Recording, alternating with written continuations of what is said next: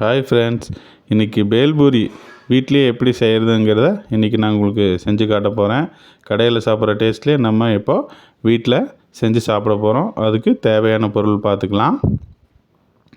ஒரு 3 தக்காளி எடுத்துருக்கேம்மா, 3 பெரிய வெங்காயம், ஒரு 5 பல் பூண்டு, இஞ்சி ஒரு 5 துண்டு, 2 பச்சை மிளகா, புதினா, மல்லி.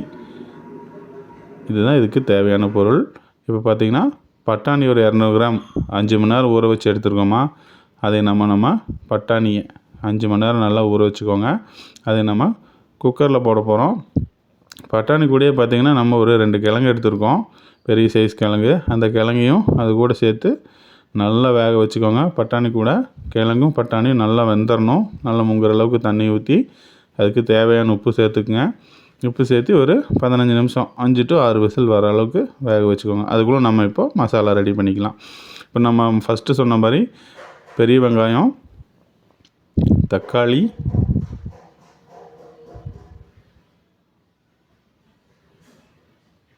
இஞ்சி, பூண்டு, பச்சை மிளகா, புதினா, இது எல்லாத்தையும் நம்ம மல்லி, இது எல்லாத்தையும் நம்ம ஒரு பேஸ்ட் மாதிரி அரைச்சி ஒரு தாளிப்பு ரெடி பண்ண போகிறோமா.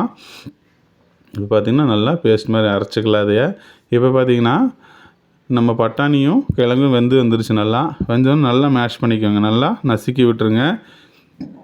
கிழங்கும் பட்டாணியும் நல்லா உங்களுக்கு மசிஞ்சு விட்டுக்கோங்க. அதை மசித்து அது ஒரு கெட்டியான ஒரு கன்சிஸ்டன்சிக்கு பாருங்கள், இந்த அளவுக்கு வந்துடணும். அந்த அளவுக்கு வர மாதிரி பண்ணிக்கோங்க.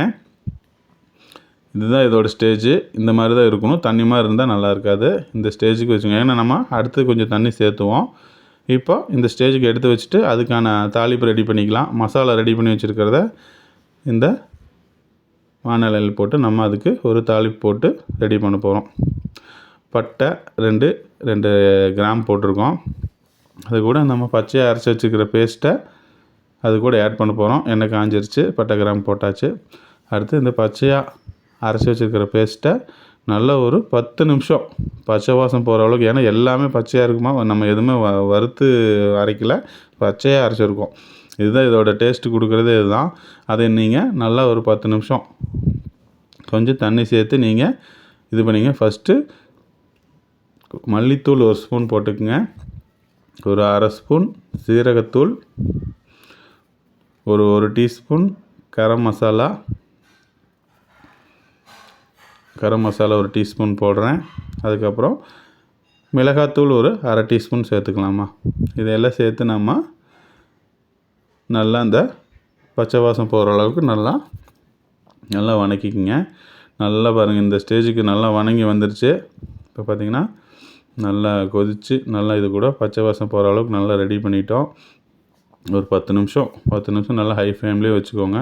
அப்போ தான் உங்களுக்கு அந்த கன்சிஸ்டன்சி வரும். பார்த்திங்கன்னா நல்லா கொதிச்சிருச்சு. பச்சை வாசமெல்லாம் போயாச்சு. இந்த ஸ்டேஜில் பார்த்திங்கன்னா நம்ம என்ன பண்ண போகிறோன்னா, நம்ம இந்த தாளிப்பு ரெடி ஆயிடுச்சு. அடுத்து நம்ம எடுத்து வச்சுருக்கிற கிழங்கு பட்டாணி மிக்ஸை அது கூட நம்ம நல்லா மிக்ஸ் பண்ணிக்க போகிறோம். மிக்ஸ் பண்ணி அதுக்கு தேவையான உப்பு சேர்த்துக்குங்க. தேவையான உப்பு சேர்த்து நல்லா கொதிக்க வைக்கிறோமா. நம்ம ஏற்கனவே பட்டாணி வெந்துருச்சு, லைட்டாக ஒரு கொதி வந்தாலே போதும். இப்போ நமக்கு பட்டாணி கிரேவி ரெடி ஆகிடுச்சு. அது கூட நம்ம கேரட், பெரிய வெங்காயம், கொத்தமல்லி பொரி இதை நம்ம மிக்ஸ் பண்ணி நம்ம சர்வ் பண்ணோம்னா ரோட் சைடு செய்கிற மாதிரி அருமையான பேல்பூரி ரெடி ஆயிடுச்சுமா. நீங்கள் வீட்டிலே செய்யலாம். ஹெல்த்தியாக இருக்கும், நல்லா டேஸ்டியாக இருக்கும், ஹைஜீனிக்காக இருக்கும். நீங்கள் இதையை எல்லாேருக்கும் வீட்டிலே செஞ்சு கொடுத்தாங்கன்னா நல்லா சாப்பிடுவாங்க. இது நல்ல டேஸ்டியான ஒரு ஃபுட்டு. இது கூட நீங்கள் வெங்காயம், கேரட் இதெல்லாம் வச்சு சர்வ் பண்ணலாம். இப்போ அருமையான ஒரு ரோட் சைடு செய்கிற மாதிரி ஒரு பேல்பூரி வீட்லேயே நமக்கு டேஸ்ட்டாக எப்படி செய்கிறதுங்கிறது பார்த்தோமா. சூப்பராக ரெடி ஆயிடுச்சு. நீங்களும் உங்கள் வீட்டில் செஞ்சு சாப்பிட்டு பார்த்து என்ஜாய் பண்ணுங்கள். அருமையான ரெசிபிமா. அடிக்கடி ஈவினிங் ஸ்நாக்ஸுக்கெல்லாம் செஞ்சு சாப்பிடுங்க.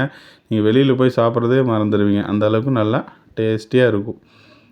பார்த்தீங்களா, சூப்பராக வந்திருக்கு இன்றைக்கி. Thank you friends. நீங்களும் உங்கள் வீட்டில் செஞ்சு சாப்பிட்டு பார்த்து என்ஜாய் பண்ணுங்கள். ஹரி கொங்கு சமையலை சப்ஸ்கிரைப் பண்ணுங்கள், லைக் பண்ணுங்கள், ஷேர் பண்ணுங்கள், கமெண்ட் பண்ணுங்கள். Thank you friends.